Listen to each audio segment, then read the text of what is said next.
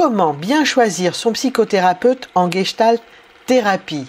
Bonjour et bienvenue dans cette vidéo. Nous allons voir que faire une psychothérapie, ce n'est plus être allongé sur un divan avec un psy derrière le dos. En tout cas, sûrement pas en Gestalt. On est dans une relation où le psychothérapeute est en face à face et s'implique. Bonjour et bienvenue dans cette vidéo. Je vais vous donner quelques informations sur la Gestalt. Nous allons voir quels sont les critères pour bien choisir son psy en Gestalt thérapie, ce qu'il faut faire pour ne pas perdre votre temps et ce que vous devez impérativement savoir en tant que cliente. Ce que vous devez aussi vérifier, ce que vous devez absolument éviter. Et comment enfin aller plus loin pour vous, pour voir si la Gestalt vous convient. Alors il y a toujours quelque chose moi qui m'étonne, c'est pourquoi ne pas faire pour votre âme ce que vous faites spontanément pour vos dents ou même pour votre voiture. Quand vous avez mal aux dents, vous allez voir un dentiste. Quand vous avez votre voiture qui ne fonctionne plus bien, vous prenez un rendez-vous chez le garagiste. Et paradoxalement, nous sommes dans une société où quand nous avons mal à l'âme, nous avons encore des réticences à prendre rendez-vous avec un spécialiste, avec un psychothérapeute. Alors, qui suis-je pour vous parler de Gestalt thérapie? Je m'appelle Marie-Odile Pyrrhus et j'ai une triple formation en Gestalt. J'ai d'abord été formée à l'EPG, qui est l'école parisienne de Gestalt, un établissement privé d'enseignement supérieur déclaré auprès du rectorat de l'Académie de Paris. J'ai complété cette formation par un 4e cycle, une formation approfondie sur les processus corporels en Gestalt thérapie. Et je suis aussi diplômée de l'ESOG, l'école de sexothérapie à orientation gestaltiste. C'est l'école de sexo créée par Brigitte Martel et Martine Masson, une école en 3 ans qui fait référence dans ce domaine. Alors j'ai un cabinet de psychothérapie et de coaching à Paris et à Milly-la-Forêt à côté de Fontainebleau. Je suis aussi coach professionnel certifié et ma pratique est bien évidemment supervisée. Avec ces certifications, j'accompagne donc des problématiques extrêmement variées, que ce soit des difficultés personnelles, professionnelles, relationnelles ou sexuelles. Je reçois des personnes en individuel, mais aussi des couples qui veulent se retrouver ou bien encore se séparer, mais en adulte et dans la sérénité. Alors c'est quoi la Gestalt? La Gestalt est une théorie de la forme. Vous vous souvenez ces anciennes lampes à huile des années 80 avec ces bulles qui remontaient du fond? Ben là, c'est exactement la même chose. C'est la forme qui émerge du fond de l'inconscient et qui cherche à se dire. En fait, toutes les tensions accumulées, quand on renie ses émotions, ça crée comme une cocotte minute à l'intérieur, quelque chose qu'on retient et puis un jour, il y a l'émotion de trop qu'on refoule et qui fait déborder le vase. Et en fait, toutes ces tensions, tout ce qui cherche à se dire, s'exprime devant le Gestalt thérapeute. Et c'est un peu comme ces dessins d'enfants, vous vous souvenez, où il y avait des petits pointillés, il fallait rejoindre les points pour voir apparaître une forme.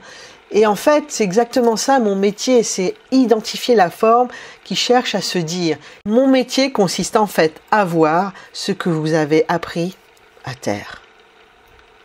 Ça vient d'où la Gestalt? Alors, la Gestalt ou la Gestalt thérapie est née aux États-Unis dans les années 50. Les principes de la Gestalt ont été élaborés par Fritz Perls. C'est un psychanalyste d'origine allemande qui a d'abord émigré en Afrique du Sud et puis il est parti aux États-Unis où il va finalement devenir célèbre dans les années 70 en développant précisément les bases de la Gestalt thérapie. Le magazine Life en 70 l'a même décrété comme seul psychanalyste à vivre selon ses principes. Aujourd'hui, la Gestalt thérapie débarque enfin en France. Elle est numéro 1 aux États-Unis et en Amérique latine. Et ça y est, on la voit débarquer à la fois dans les cabinets, mais aussi dans les magazines de grand public comme Psychologie Magazine ou encore même les magazines professionnels comme le Journal des psychologues qui lui a accordé un dossier complet cet été. C'est quoi la Gestalt thérapie? Alors, rapidement, une petite définition et présentation. C'est une psychothérapie humaniste qui vise à la résolution des troubles émotionnels et comportementaux, essentiellement par un travail sur les interactions, c'est-à-dire les processus psychologiques et corporels de l'individu avec son environnement. Alors c'est une psychothérapie dite aussi parfois existentielle, car elle aborde des thèmes fondamentaux de la vie, à savoir la solitude, la finitude, la mort, la responsabilité, la quête de perfection, le sens de la vie et la sexualité. La Gestalt thérapie est une thérapie holistique qui mobilise les 4 dimensions de l'être dans l'existence humaine, à savoir la dimension intellectuelle ou cognitive, les liens que vous faites dans votre cerveau, la dimension émotionnelle, ce que vous ressentez, la dimension relationnelle, ce qu'il se passe dans l'interaction avec les autres, et la dimension corporelle, vos ressentis. En ça, c'est une psychothérapie très complète qui s'intéresse non pas au quoi ou au pourquoi, mais plutôt au comment. L'attention va être portée sur ce qui se passe ici et maintenant dans le contact entre le gestalt thérapeute et son client, plutôt qu'à ce qui s'est passé dans le passé. En gestalt thérapie, vous n'avez pas à raconter toute votre vie, on gagne du temps. Pour comprendre les processus à l'œuvre dans la forme que prend le contact entre l'organisme, c'est-à-dire le client, et l'environnement, pour schématiser le monde, la Gestalt met l'accent sur le développement de la conscience, on va appeler ça l'awareness, notamment dans la conscience de ce qui est présent dans le contact entre le thérapeute et son client.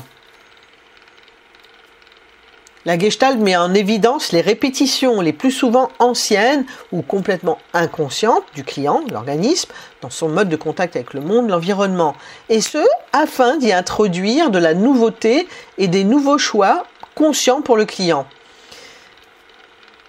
La Gestalt aide ainsi à repérer les ajustements conservateurs du client à son environnement, ce qu'il répète, afin de lui proposer de nouveaux choix conscients et de nouvelles possibilités qui étaient pour le client jusqu'alors inédites. Ce qui est intéressant en psychothérapie, en Gestalt, c'est que ce n'est pas que la résolution d'un symptôme ou d'un problème. C'est d'abord un travail sur l'être au monde. C'est une recherche d'une plus grande conscience de soi au monde afin d'augmenter ses possibles et ses choix existentiels.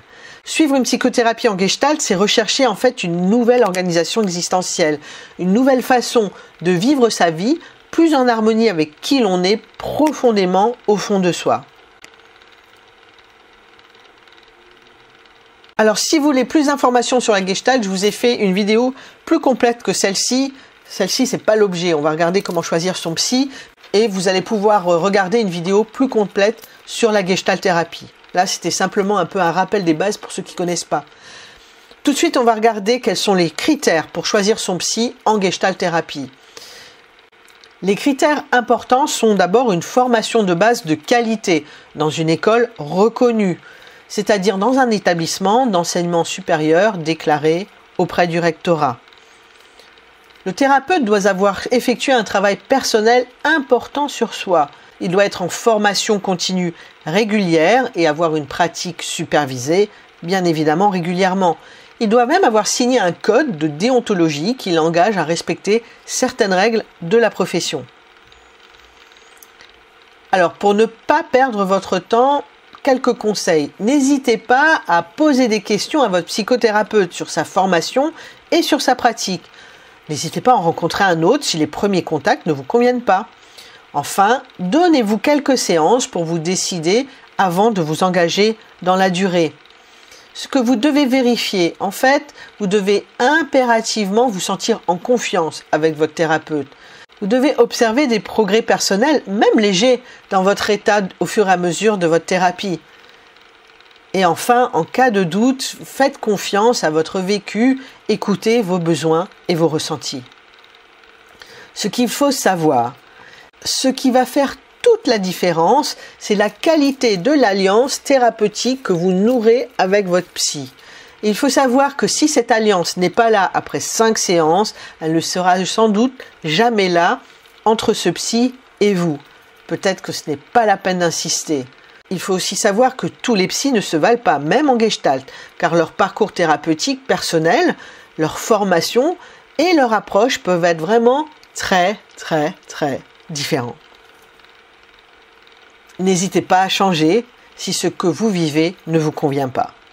Même en Gestalt thérapie, certains auront complété leur école initiale par des certifications et des parcours de formation vraiment longs, complémentaires, faisant l'objet de certifications reconnues, comme en sexothérapie, comme un parcours sur les processus corporels, et d'autres se seront simplement arrêtés à leur certification initiale.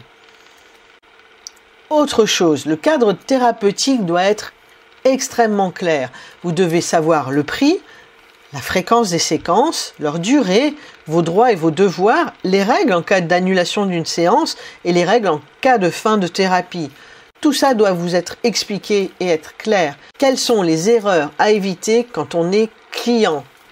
Une première erreur, ce serait de s'engager mollement dans votre thérapie. Vous perdriez vraiment votre temps. La seconde erreur, c'est de choisir son psy pour des raisons purement géographiques, parce que vous avez trouvé quelqu'un dans l'annuaire qui est en bas de chez vous.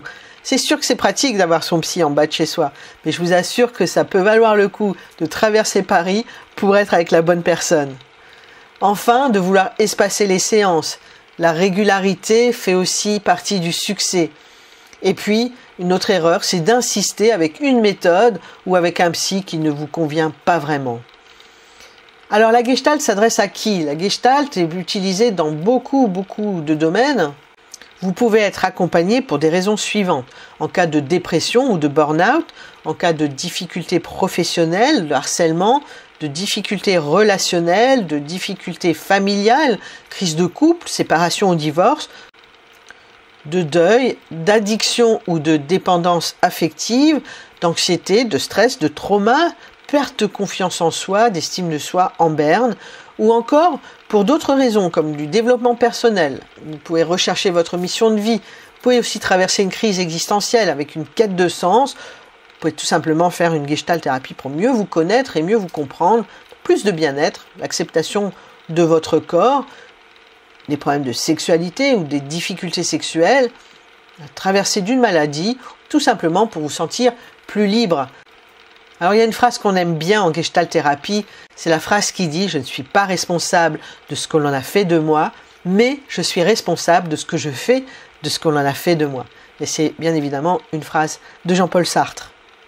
Suivre une psychothérapie en Gestalt, c'est prendre conscience de l'influence de notre passé et de notre histoire personnelle sur notre façon de vivre aujourd'hui, sur notre organisation aujourd'hui.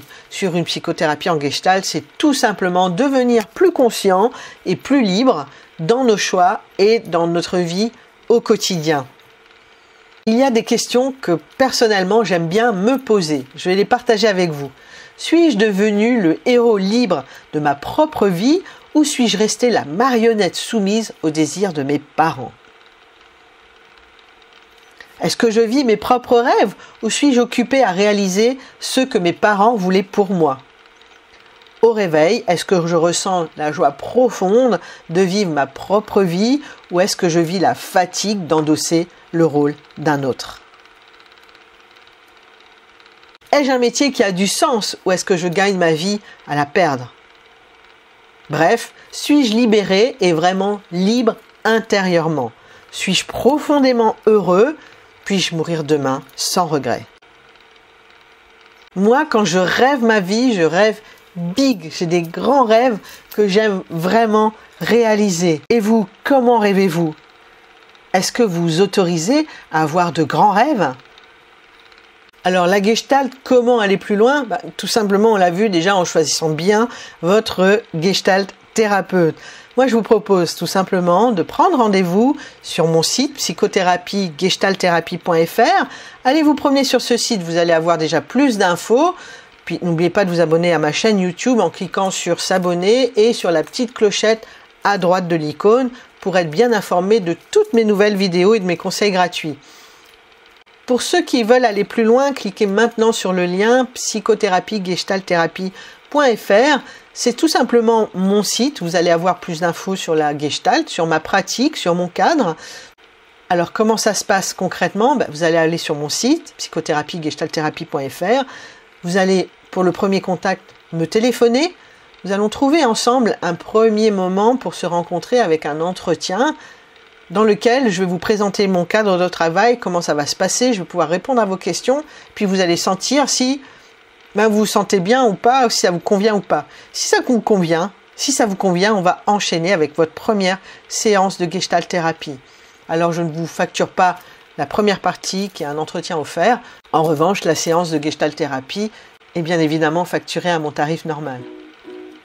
Ne soyez pas timide, allez maintenant sur le site psychothérapie-gestaltherapie.fr et prenez rendez-vous. Ce que vous faites quand vous avez mal aux dents ou ce que vous faites quand votre voiture va mal, faites-le pour votre âme. Je vous dis à bientôt et dans tous les cas, soyez libres et heureux.